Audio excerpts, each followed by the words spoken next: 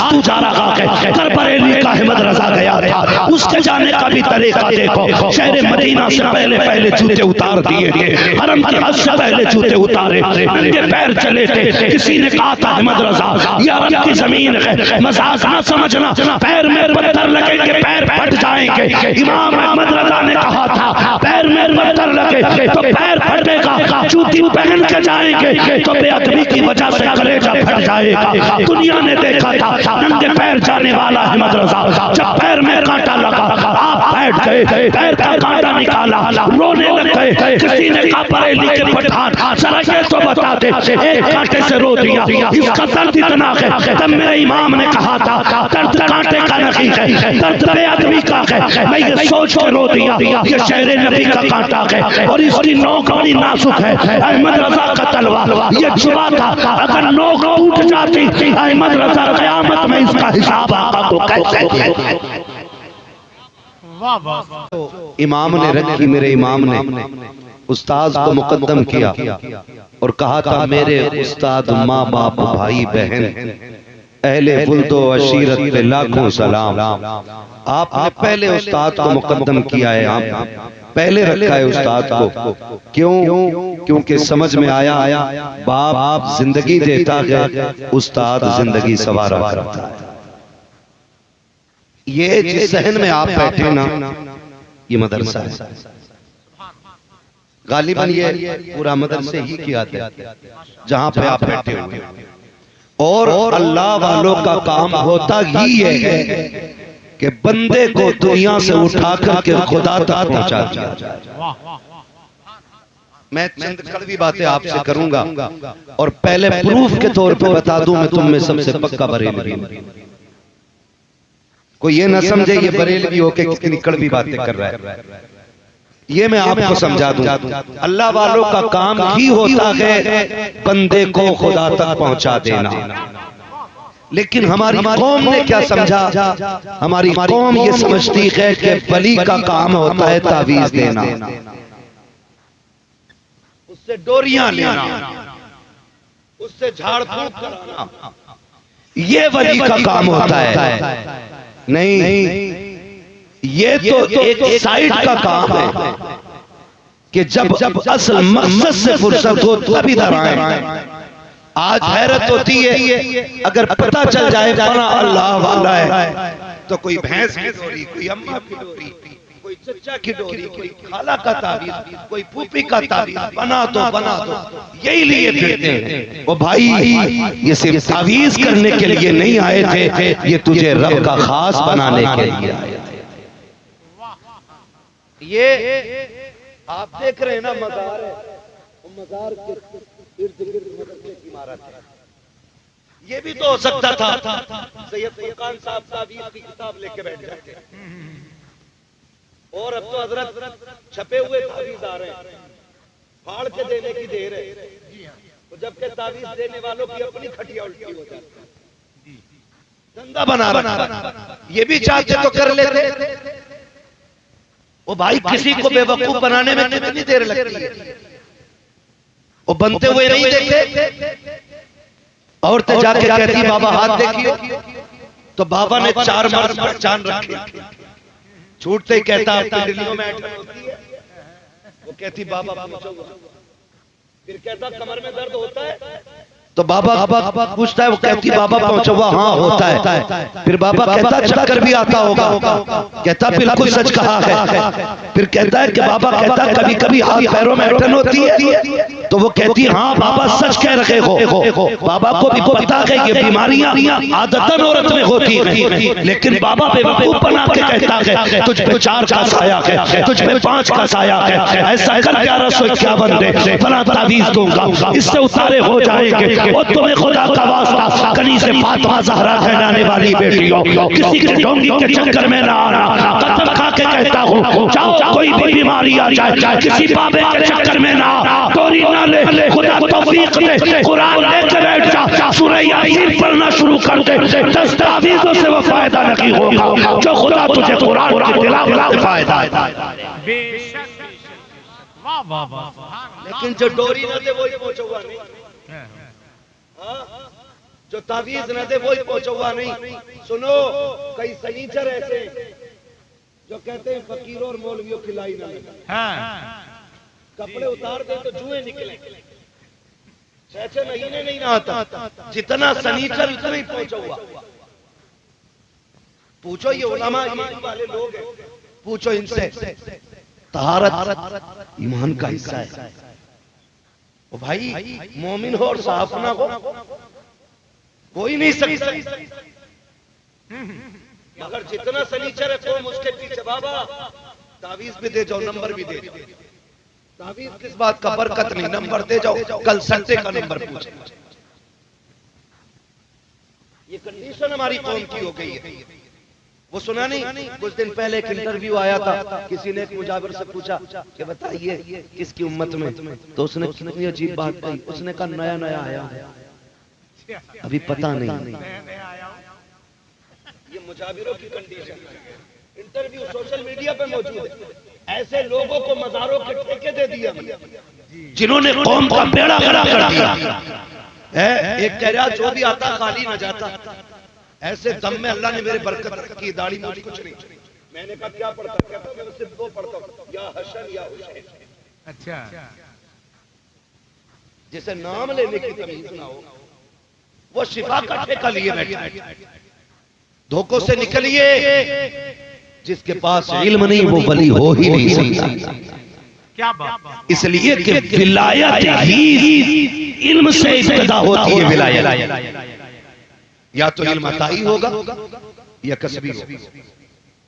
कतई इल्म ना हो और वली हो, मानते ही नहीं। अगर कोई हाथ में सरसों जमा दे और अगर इल्म नहीं है ना तो वो जादूगर तो हो सकता है, वली नहीं हो सकता। इन धोखों से निकले, इन धोखों से निकले। और 70 साल से ऊपर हो गए मुल्क आजाद में, हमने कितने उलमा पैदा किए। अब ऐसी ऐसी शख्सियतें कहां मिलती हैं बताएं। अब इल्म से तवज्जो हटती जा रही है लोगों को। अगर पढ़ने पढ़ाने की बात तो कही जाए तो कह रहे क्या मिलेगा लड़के को पढ़ा के, 3000 5000 बस।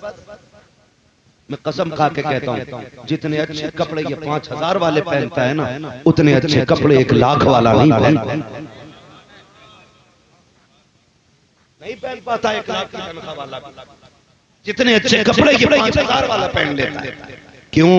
अल्लाह ने इसके 5000 में भी बरकत रखी है और तेरे लाख में भी बरकत नहीं है ना। तो ये हिसाब क्यों लगा रहे हो? अल्लाह रज़ाक है, रोजी अल्लाह देता है। ये फैसले उसके किसे कितना खिलाना है। हम मुसलमान हैं, हमारा रब के फैसलों पे यकीन और ईमान है। जितना उसने लिख दिया है ना उतना कोई माई का लाल एक दाना कम नहीं कर सकता। और जितना उसने कम लिखा है ना, पूरी जिंदगी किसी के तलवे चाटो, एक दाने में इजाफा, एक दाने में इजाफा कोई नहीं सकता। एक दाने का भी शर्त ईमान पक्का होना चाहिए, ईमान पक्का होना चाहिए। मैं अक्सर इन्हीं कड़वी बातों के चक्कर में लोगों की नजरों में गिरा रहता हूँ, है ना। फसल अच्छी हो गई तो पीर का करम है, और फसल मर गई तो मौसम की तबाही। ये कंडीशन हमारी। रज़ाक अल्लाह, देने वाला अल्लाह, उसे बंदे भूल गए, कोई ख्याल नहीं। क्यों? ये इल्म की कमी रही हमारे पास। इल्म की हमसे इल्म खत्म।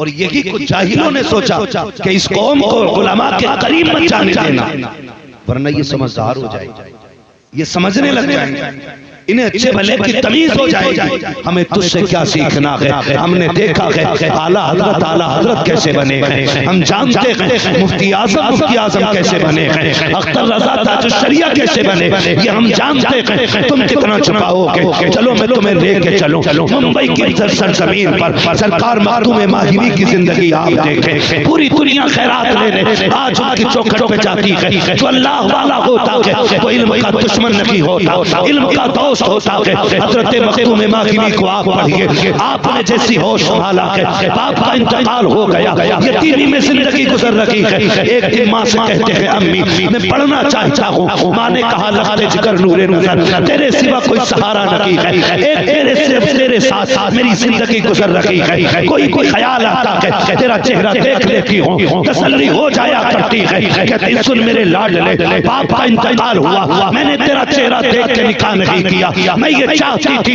कि अपने बेटे के साथ जिंदगी गुजारूं। ए मेरे लखते जिगर, अगर परदेश चला जाएगा फिर तेरी माँ किसका चेहरा देखेगी? आपसे भी कहना चाहता हूँ, वलियों के मज़ार पे जाकर के 40 दिन चराग जलाने वालों 5 मिनट रोज अपने बाप को दे दिया करो, 10 मिनट माँ को दे दिया करो। मैं जानता हूँ मज़ारों पे जाना सुन्नियों का तरीका है, वलियों की खिदमत करना ये अहले सुन्नत का शिआर है, लेकिन माँ बाप की खिदमत करना ये खुदा वालों का तरीका है, मुस्तफा वालों का तरीका है। याद रखिएगा, किसी मज़ार से उस वक्त तक नहीं मिल सकता जब तक तेरे साथ तेरे माँ बाप की दुआएं नहीं हो। बेशक ये भी कि आप अपने माँ बाप का वक्त दें। क्या ये आज रोना नहीं है? बेटा 8 बजे निकल जाता, शाम को 8 बजे आ रहे हैं। अब्बा अपना दुख किस वक्त बताए अपने बेटे से? वो परेशान है, वो कब कहे तुझसे कि मेरी खांसी परेशान कर रही है? वो फेफड़ों की शिकायत कब करेगा तुझसे? हमें तो वक्त ही नहीं है साहिब। और भाई जिसने पाला पोसा बड़ा किया, आज उसके लिए 5 मिनट का वक्त नहीं है। मैं कहता हूँ 4 जुमेराते आके चराग जलाना है तो मैं 8 जुमेराते जाके घुटने टेकने तैयार। बूढ़ा बाप आवाज देता रह गया, उसका हाल है सुनने का वक्त न मिला हमें। और ये कौन बताएगा? ये वही बताएंगे जिसके पास बुजुर्गों का फैज भी होगा, मदरसे का दिया हुआ इल्म भी होगा। वरना क्या मतलब पड़ा है जी? क्या मतलब पड़ा है? हमें भीड़ से मतलब है, हमें लोगों की तूफान से मतलब है। आग लगे ऐसी भीड़ों में जो माँ बाप के ना हो। ओ भाई, हर खानका से तभी मिलता है जब बंदा माँ बाप का वफादार होता है। हम तो खुल के कहते हैं यहाँ नहीं, आप यहाँ से बगदाद चले जाओ, बगदाद से मदीना शरीफ चले जाओ, मदीना शरीफ से काबा शरीफ चले जाओ, खुदा भी उस वक्त तक नहीं देगा जब तक आप अपने माँ बाप। ये भी ज्यादा जरूरी है। कुछ दिन पहले अखबार में खबर आई, एक नौजवान को माँ ने पाला, बच्चा यतीम था। माँ कभी कभी बच्चों से इतना प्यार करती है कि यतीम बच्चे के साथ जिंदगी गुजार देती है। हालांकि हक होता है उसे निकाह करने का, लेकिन दूसरा निकाह इसलिए नहीं करती मेरे बेटे की जिंदगी में दुख ना आए। पूरी जिंदगी बार देती है एक औरत, एक माँ बच्चे के लिए। तो वो बच्चा ना अपनी माँ से बोला तुझे उम्रा करने लेके जाना है। तमाशा बना दिया लोगों ने, आज पिकनिक के तौर पे मदीना जा रहा है। पिकनिक के तौर पे ना जाओ, खुदा की कसम पिकनिक के तौर पे ना जाओ, एक ख्वाब बना के जाओ, एक तमन्ना लेके जाओ। वो जमीन बड़ी मुकद्दस जमीन है, बड़ी मुकद्दस जमीन है, हरम की जमीन और कदम रख के चलना। अरे सर का मौका है वो जाने वाले है, खुदा करे जाए जिंदगी में एक बार जरूर जाए, लेकिन इतना भी ना जाए कि उस जमीन का अदब भूल बैठे।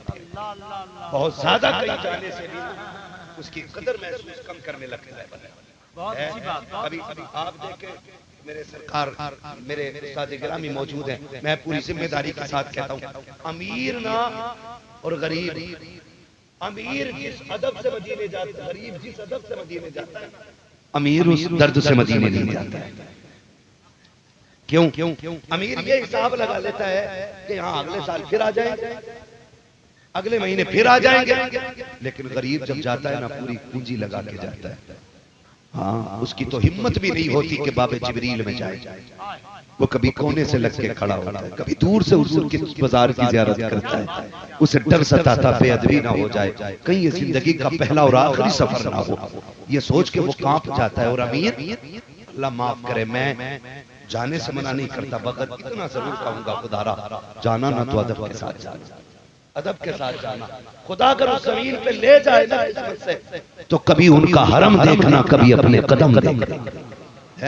वो कहा था मैं कहाँ हूँ ये समझ लूं तो उठाऊं नजरें, दिल जो संभले तुम्हें फिर गुंबदे खजरा दे। ओ भाई, इस अदब से वहां जाओ, इस अदब से वहां जाओ कि उस जमीन का एहतराम होना चाहिए। आज तो माफ कीजिए, बीबी के गले में हाथ डाल के पीछे काबा है और सेल्फी लेके डाल के कह रहा दुआ करना अल्लाह सफर कबूल करे। गैरत नहीं आती, सफर को आग तो यही लग गई जब तूने हरम में खड़े होकर बीबी के गले में हाथ डाला।